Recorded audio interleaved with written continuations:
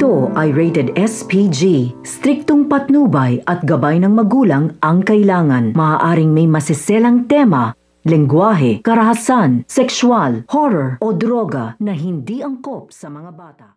Mukhang may kinalaman nga itong si Ivana sa galit nga ni Sergov pati na nga rin ito ni Margaret dahil nga natuklasan na nga ni Ivana na nagkukunwari nga itong si Roberta magbanwa bilang Venice dahil nga sa commercial na kumakalat nga na hindi nga itong si Venice. Kaya naman nga itong si Sergov ay tinawagan nga itong si Francis upang pauwiin nga agad kasama nga itong si Tata. Laking gulat nga ni Francis nang sabihin nga sa kanya ni Margaret na alam niya na nga ang katotohanan.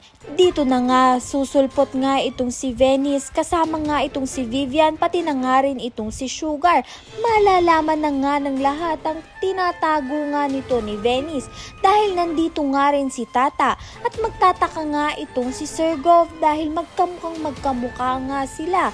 Nandito nga rin ang mga kasambahay nila na titistigo nga na nagkukunwari nga itong si Venice. Malaking posibilidad nga na itakwil na nga ng pamilyang Palma itong ang si Venice dahil naman wala naman nga silang nakukuha nga rito at hindi naman talaga totoo ang kasal nga nila ni Francis dahil kasal nga itong si Venice dito nga kay James at lalong-lalo na gumagaan na nga ang loob nga ng pamilyang Palma dito kay Tata dahil nga sa sarap nga nitong magluto at nadagdagan nga ang menu nga nila dahil nga sa batchoy sa buko nga nito ni Tata. Sa kabilang banda naman nga dahil nga na-reveal na nga lahat ng mga sikreto ni Venice at ang pamilya nila, ito ngang si Francis ay mahuhulog na nga ng tuluyan dito nga kay Tata at wala na rin ngang hadlang nga mahalin niya nga si Tata dahil hindi naman nga niya talagang asawa nga itong si Venice.